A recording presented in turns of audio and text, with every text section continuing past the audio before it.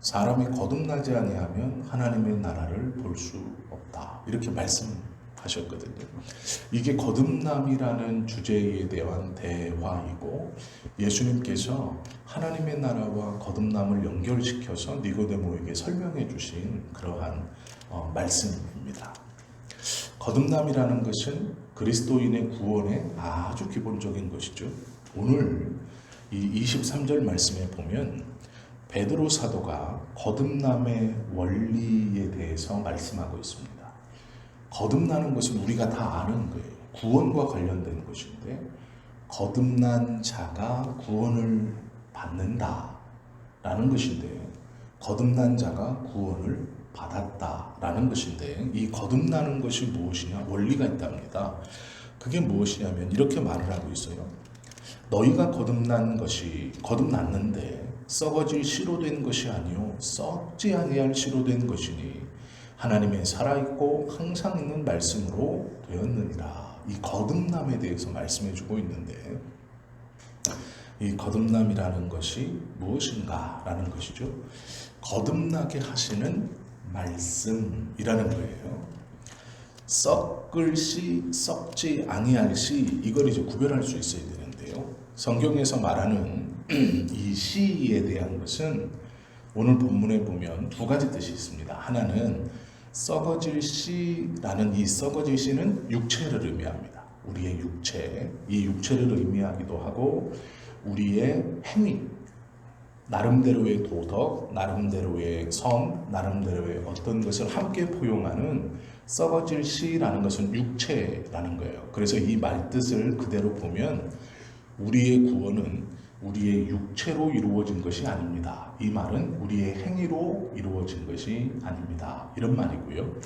썩지 아니할 씨로 이루어진 것입니다. 라고 할 때 썩지 아니할 씨는 이 썩어질 씨와는 반대되는 것이죠. 여기서 말하는 썩어질 씨는 육체, 행위 이런 것이라고 말씀드렸어요. 그러면 반대는 뭘까요? 영, 어떤 행위가 아닌 무엇, 이것이어야 되는데 이렇게 정의하지 않고 썩어질 씨는 육체, 썩지 아니할 씨는 하나님의 말씀 이렇게 말하고 있어요. 그러면 썩어질 씨와 썩지 아니할 씨가 지금 반대되는 개념이 아니다라는 것을 이해해야 돼요. 이게 무슨 얘기냐면 우리는 자연스럽게 우리의 구원이 썩어질 씨로 된 것이 아니면 그러면 육체로 이룬 것이 아니고 행위로 이룬 것이 아니니 썩지 아니할 씨는 우리의 육체는 아니고 그러면 영혼이고 또 행위가 아니니까 무엇 다른 어떤 걸로 이루어졌다라고 말하는 것이구나 이렇게 이해하기 쉽습니다. 왜냐하면 반대되는 개념이라고 생각하기 때문이에요. 썩어질 씨와 썩지 아니할 씨를. 그런데 썩지 아니할 씨가 하나님의 말씀이라고 딱 못 박아놨어요. 그러면 썩어질 씨는 뭘까요? 사람의 말이라는 거예요. 하나님의 말, 사람의 말. 이 개념을 가지고 오늘 본문을 봐야 됩니다. 이것을 가지고 오늘 본문을 보면 이 본문이 베드로가 구원에 대해서 굉장히 깊게 설명하고 있다는 것을 알 수 있어요. 왜 그러느냐? 지금 이 베드로전서를 받는 이 그리스도인들은 자신의 이 원래 고향에서 쫓겨나서 소아시아의 5개 지역에서 거하고 있는 디아스포라 유대인들입니다. 베드로의 표현으로는 나그네와 같은 사람들이에요. 고향도 다 잃어버리고 가진 것도 다 빼앗기고 믿음 때문에 쫓겨나서 지금 아무것도 없이 여기저기 흩어져서 교회 공동체를 조그맣게 이루고 그곳에서 숨죽이면서 살아가고 있는 사람들이에요. 이들에게 베드로가 무엇을 생각나게 하냐면 이 사람들은 베이스가 유대인입니다. 이 베이스가 유대교, 유대인, 즉 하나님의 말씀을 알고 있고 유대의 역사를 알고 있는 이들에게 베드로가 우리의 구원은 썩어질 것으로 이루어진 것이 썩어질 씨로 이루어진 것이 아니다 라고 말하는 것은 과거 그들의 조상이 바벨론의 포로로 잡혀갔을 때를 연상하게 해요. 이들에게. 왜 그러냐면 지금 이들이 고향에서 쫓겨나서 소아시아 5개 지역에 거주하는 모양이 과거에 하나님의 약속의 땅을 잃어버리고 바벨론이라는 낯선 땅에 가서 노예처럼 아무것도 없이 살던 것과 똑같은 상황이기 때문에 그렇습니다. 그 바벨론의 노예로 끌려가서 혹은 애굽의 노예로 끌려가서 생활했던 그들의 조상들이 가졌던 그 마음, 하나님의 땅을 잃어버리고 국가가 멸망하고 포로로 끌려가서 남의 땅에서 나그네와 같이 살아갔던 자신의 조상들의 그 출애굽 전의 상태, 그리고 지금 이들의 상태가 베드로는 같다고 지금 말하고 있는 거예요. 너희는 그 과거 우리의 조상들이 느꼈던, 경험했던 그 절망, 나라를 잃고 땅을 빼앗겨 애굽에서, 바벨론에서, 페르시아에서 이주되어 종살이 하던 그때와 같다. 그러나 우리의 구원은 그들이 육신의 씨, 즉 썩어 없어질 것으로 견디고 견뎌서 이루어낸 구원이 아니고, 육신은 죽을 수 있지만 죽지 아니하는 하나님의 말씀이 그들을 구원해서 출애굽시켜 하나님의 역사를 이루어 갔고, 그들은 그 하나님의 약속의 말씀으로 출애굽하여 해방을 맞이하고 하나님의 나라, 하나님의 땅에 들어가 다시 온전한 하나님의 백성으로 삶을 살아간 것 같이 너희들도 이 하나님의 말씀, 썩지 아니할 씨가 너희들을 그렇게 할 것이다. 지금 이렇게 말하고 있는 거예요. 그러니 무슨 얘기냐면, 나그네와 같이 흩어져 있는 너희들은 지금 고통받고 있는 너희들의 고통, 육신의 고통, 내가 그리스도 때문에 당하는 이 고통이 나를 구원할 것이다. 아니라는 거예요. 아니다. 너희들의 상황과 형편이 너를 구원하는 게 아니에요. 이게 썩어질 씨라는 단어 속에 들어있는 말입니다. 고향을 잃은 고통, 믿음 때문에 내가 이 고통을 당합니다. 그런데 그 고통을 당하는 이 고향을 잃어버린 고통, 낯선 땅에서 나그네로 사는 이 고통, 나그네처럼 멸시와 차별을 받으면서 믿음 안에서 사는 이 고통, 믿음 안에서 당하는 이 고통이 우리를 구원하거나 우리를 거듭나게 하는 것이 아니다라는 거예요. 이 수준이 어느 정도의 수준이냐면요, 지금 현대의 많은 사람도 어떻게 생각합니까? 예수님의 가르침을 받을 때 우리가 어떻게 받냐면, 그리스도로 인하여 당하는 고통 중에 우리 보고 기뻐하라 그래요. 무엇 때문에? 하늘의 상급 때문에. 성경은 그렇게 우리에게 가르칩니다. 그래서 우리도 그리스도의 이름으로 인하여 당하는 고통, 믿음으로 인하여 당하는 고통은 내게 유익이고 그 고통이 결국 나에게 상급이다, 이렇게 말해요. 그런데 구원에 있어서 베드로는 그 고통, 그리스도로 인하여 지금 당하는 너희의 고통이 너희의 구원을 이루는 것은 아니다, 이렇게 말하는 거예요. 지금 이걸 상급의 문제로 얘기하는 게 아니라 구원의 문제로 얘기하는 거예요. 너희의 그 그리스도로 인하여 당하는 지금의 고통, 고향을 빼앗겨 강제적으로 떠나는 그 고통, 이 낯선 땅에서 나그네로 차별받으면서 숨죽이면서 살고 있는 이 고통, 너희가 지금 육신으로 당하는, 그리스도 안에서 당하는, 믿음으로 당하는 이 고통도 심지어 너희를 구원하지 못한다, 이렇게 말하는 거예요. 이건 하나님에 대한 이 구원에 대한 지식이 바로 있지 않은 사람들에게는 충격입니다. 내가 지금 누구 때문에 구원받는, 내가 지금 무엇 때문에 힘들게 살고 있는데, 내가 지금 이렇게 고향을 빼앗긴 것이 무엇 때문인데, 믿음 때문이거든요. 신앙 때문이거든요. 이 소아시아에 흩어져서 그 낯선 땅에서, 언어도 다른 그 땅에서 내가 숨어 사는 것처럼 나그네와 같이 이렇게 힘들고 어렵게 사는 게 무엇 때문이에요? 믿음 때문이에요. 그런데 베드로가 뭐라 그러냐면, 그것으로 당하는 이것이 너희를 구원시켜 주는 것이 아니다, 이렇게 말하는 거예요. 그리고 오직 우리를 구원시켜 주시는 것은 썩어 없어지지 아니하는 씨인데, 이 씨라는 것에 주목해야 돼요. 씨인데 그 씨가 우리한테 심겨졌어요. 그런데 문제는 이게 아직 나무가 아니고 열매 맺은 게 아니고 씨라는 거예요. 씨인데 이것을 품는 것이 이 씨를 가지고 있는, 아직 열매 맺지 않았죠. 왜요? 그들은 하나님의 나라에 들어가지 않았기 때문이에요. 이 씨가 너희들에게 있음으로 너희가 거듭나고 너희가 변화되고 구원받는 것이다, 이렇게 말해요. 그리고 그 씨는 하나님의 말씀이다, 이렇게 정의하는 거예요. 지금 고통받고 있는 이들에게 이 고통의 순간을 견디는 것이, 베드로는요, 그리스도의 믿음 이름 아래서 당하는 고통, 그래 내가 이 고통을 끌어안고 이 고통의 시간을 견디면 하나님의 상급이 내게 있어 내게 진짜 하나님의 나라를 들어가게 해 주시는 그 상급이 될 거야. 하나님 앞에서 잘했다 칭찬받는 그 어떤 칭찬을 들을 수 있는 어떤 일이 될 거야 라고 버티고 있다면 잘못됐다고 얘기하는 거예요. 그게 아니다. 우리의 구원은 육신으로 우리가 그리스도 때문에 당하는 고통으로 이루어지는 것이 아니다. 지금 우리가 그리스도의 이름 아래 당하는 고통이 상급이 아니다.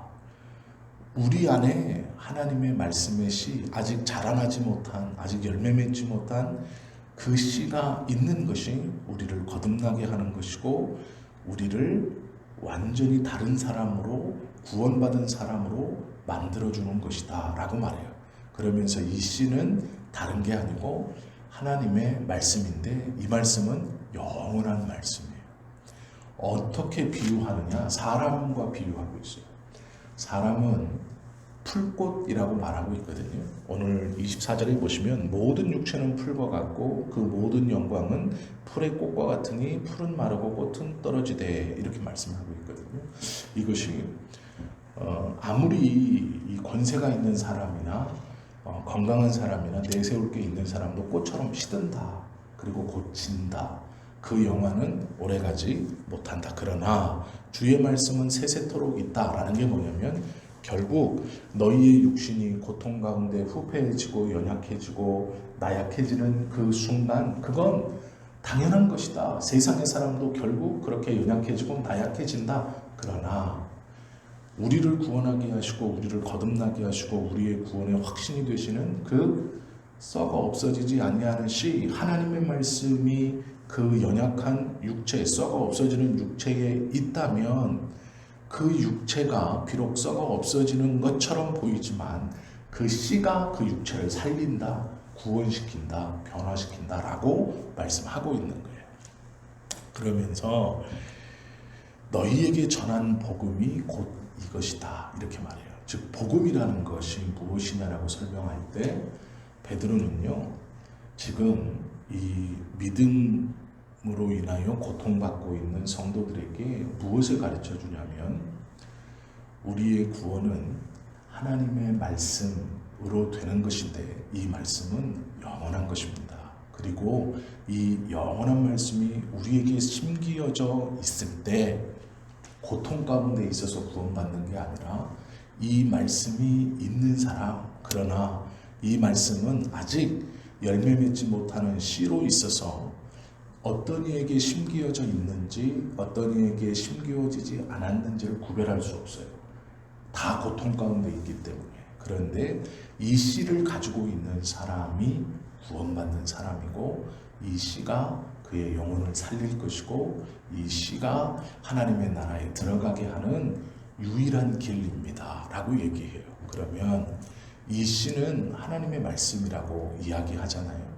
그럼 우리가 예수 그리스도의 말씀을 받아 그 말씀이 믿어지고 믿게 하셔서 구원받았어요. 그러면 우리는 나로 믿어지게 하신 그것이 그것과 함께 있을 때 내가 거듭났고 새 사람이 되었다라고 생각하고 하나님의 말씀을 이해하고 믿을 수 있다. 그리고 믿게 하셨다라고 하는 이것이 나를 구원케 해주시고 내 구원을 완성해 주신다라는 거예요. 그러면 우리가 아주 쉽게 짐작할 수 있는 것이 무엇이냐면, 그 다음 생각할 수 있는 것은 하나님의 말씀을 잊어버린다면 구원을 잃어버린 게 되는 거예요.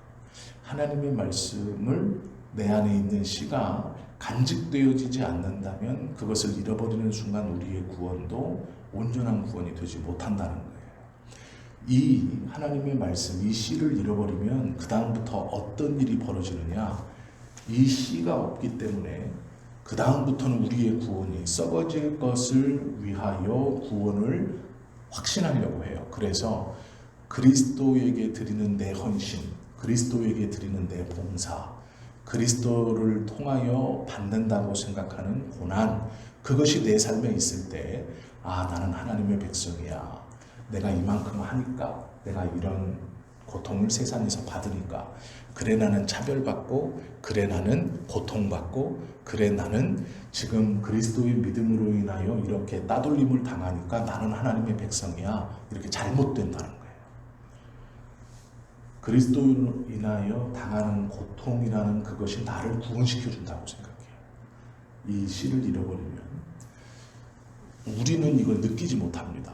그런데 어떤 현상을 보면 이걸 느낄 수 있어요. 그게 뭐냐? 이단에 빠져 있는 대부분의 사람들은 이 하나님의 말씀이라는 걸 잃어버리고 그 고통 가운데 고통 아래에 있다는 것이 나를 구원시킨다고 생각해요.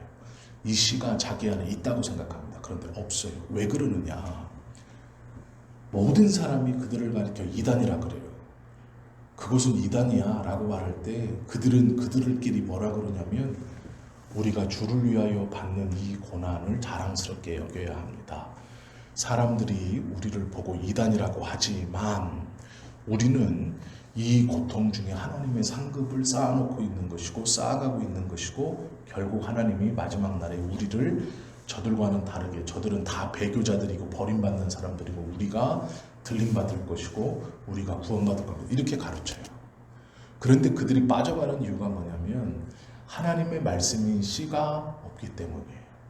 이게 이단에 빠져있는 사람들과 대화하다 보면 우리가 아닌데 라고 느끼는 부분인 거예요. 내가 나를 가만히 보면 내가 주의해야 할 것, 내 스스로 주의해야 할 것은 내가 하나님의 말씀인 이 씨를 잊어버리지 않고 있는가, 이 씨를 계속해서 갈구하고 있고 내 안에 하나님의 말씀이 살아있고 내가 그 말씀을 순종하고 쫓아가기를 즐거워하고 원하는가를 계속 보아야 하고, 내가 그것이 무뎌졌을 때 나타나는 현상은 믿음으로 인하여 당하는 어떤 고통으로 나를 구원시킨다고 믿는 거예요. 그것이 이 말씀 없이 그것이 나에게 어떤 영향을 준다고 자꾸 믿게 되는 거예요. 그래서 내가 이 고통을 당하니 나는 구원받았지. 내가 하나님의 자녀니까 지금 세상이 나를 이렇게 핍박하지.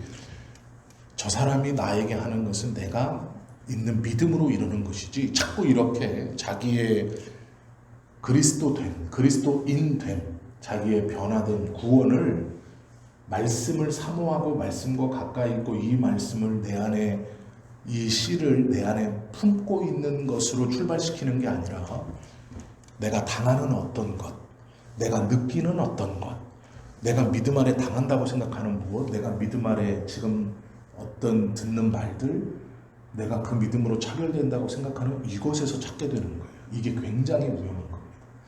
이런 신앙에 빠지면 결국은 공로주의로 가요. 내가 주를 위해 무엇을 한다. 내가 주 때문에 무엇을 받는다. 특별히 고난을 받는다. 아픔을 받는다 할 때 그것을 나의 구원과 연결시켜 내가 하나님의 백성이기 때문에 내가 하나님의 자녀이기 때문에 이렇게 당한다. 이렇게 생각해요. 이게 문제가 뭐냐면 우리를 진정으로 구원케 하시고 하나님의 자녀라는 증거가 되는 이 하나님의 말씀, 이 씨가 썩지 아니할 씨가 내 안에 없어졌다는 거예요. 이것에 집중하기 시작하는 사람은 이것을 잃어버렸기 때문에 이것에 집중하는 거예요. 반대로 이것이 그 안에 있는 사람은 이것이 왔을 때 그것을 위해서 기도하고 그것이 하나님의 뜻인지 아닌지를 분별하고 그것에 있는 고통에 대해서 하나님 앞에 지혜롭게 대처하고 이렇게 할 수 있는 거예요. 그러나 이것이 언젠가부터 그래 내가 이제 더 이상 기도하지 않고 말씀으로 그것을 분별하려고 하지 않고요. 어느 순간부터 자연스럽게 그래 시어머니가 저러는 건 내가 믿음이 있으니까 원래 저렇게 대적해. 저분은 원래 내가 믿음을 갖고 있다는 것만으로도 나를 싫어했어. 내가 시집 올 때부터 예를 든 겁니다. 이렇게 했었어 라고 한다면 말씀의 씨가 없는 거예요. 이것에 비추어서 기도하거나 판단하지 않고 그 당하는 그것으로 내가 믿는 자라는 것, 내 구원이라는 것, 어떤 것을 자꾸 앞세우게 되는 거예요. 이것이 잘못된 성도들이 빠지는 잘못된 구원이에요. 이것은 굉장히 위험하고 또 조심스러운 그러한 잘못된 구원관입니다. 우리가 주의해야 할 것이죠. 하나님의 말씀이 항상 살아있다라고 표현하죠. 모든 육체라는 이 말이 원래 24절에 있는 말씀은 이사야서 말씀이에요. 이사야가 고통받는 이스라엘 백성들에게 이 풀과 이 풀꽃으로 비유하면서 우리의 육신은 풀처럼 연약하고 시들어가지만 걱정하지 마라. 여호와께서 우리의 그 연약함과 육신이 비록 죽어갈지라도 하나님께서 다시 비를 내리셔서 우리를 다시 솟아나게 하시고 피어나게 하실 것이다. 이런 내용인데요. 그걸 베드로가 가지고 와서 지금 디아스포라 유대인들에게 나그네와 같은 그들에게 이 구원의 복음에 대해 설명하고 있어요. 우리가요. 이 23, 24, 25절을 잘 묵상하고 알아들어야 됩니다. 그러면 내가 정말로 붙들고 있는 구원, 하나님이 거듭났다고 말씀해 주시는 것이 썩지 아니할 시인 하나님의 말씀을 붙들고 이 구원과 이 거듭남에 대해서 내가 확신하고 있는 것인가? 아니면 썩어질 시라고 대표되는 어떤 고난, 어떤 당하는 일, 내 어떤 느낌, 이것이 언젠가부터 나에게 이게 아니라 이것이 나의 구원이 되고 내가 하나님의 백성이라는 증표처럼 내가 받아들이고 그래서 이 고난받을 때 이런 일을 당할 때 기도하지 않고 말씀으로 분별하려고 않고 그냥 내 속에서 이것을 통해 내 스스로 내가 구원받았기 때문이지 내 믿음 때문이지 저 사람은 원래 저렇지 이 일은 원래 저렇지 세상은 믿는 자를 미워하게 되어 있지 이렇게 받아들인다면 이건 잘못되어 가고 있는 거예요. 그래서 영적인 민감함은 하나님의 말씀을 잃어버리면 이 영적인 분별력과 민감함을 잃어버리게 됩니다. 이 베드로는 구원에 대해서 말하면서 1장 처음부터 구원에 대해서 얘기하면서 점점 더 깊은 구원이 무엇인가를 설명해 주고 있는 거예요. 1장은 이제 그렇게 하고 마치거든요. 그리고 나서 이제 2장부터는 정말로 신앙, 믿음이라는 것을 이 하나님의 말씀으로 바르게 붙든 사람들의 삶이 어떻다 이렇게 이제 설명해 주고 있어요. 그래서 나그네 되었지만 그렇게 살아야 한다. 모든 걸 다 잃어버린 자이지만 이렇게 살아야 한다라고 말해주고 있어요. 이것이 하나님의 백성들의 온전한 삶이다. 그걸 2장부터 말하고 1장은 구원이 무엇인가, 바른 구원이 무엇인가에 대해서 이야기하고 있다. 오늘 말씀을 오해하시면 이해를 못하면 어떤 일이 벌어지냐면 한없이 헷갈려져요. 이게 헷갈리게 되고 순서를 잘 못 잡습니다. 그런데 이제 그러면 유튜브 들어가서 베드로전서 1장 1절부터 이제 쭉 몇 번씩 들어보셔야 돼요. 그러면 베드로가 이런 말을 하고 있구나 이해하세요. 이걸 소화시키면 우리의 믿음이라는 것에 대한 성숙 그리고 이해도가 굉장히 깊어질 수 있다. 지금 베드로가 그 말을 하는 거거든요. 그래서 초기 1세기에 이 편지를 받았던 디아스포라 유대인들이 하나님의 말씀으로 이 편지를 받았을 때 느꼈던 그리고 베드로가 순수하게 하려고 했던 말이 무엇인가, 그 복음이 무엇인가를 우리가 기억하고 있어야 한다. 그리고 지금 우리에게도 이 하나님의 말씀이 꼭 필요하다라는 것이죠. 바라고 원하기는 하나님의 말씀에 대한 이해가 온전하여져서 하나님께서 원하시는 구원받은 자 그것을 분별하고 살아가실 수 있는 또 그 안에서 기쁨을 누리시는 우리 모두가 되시기를 예수님의 이름으로 축원합니다. 기도드립니다.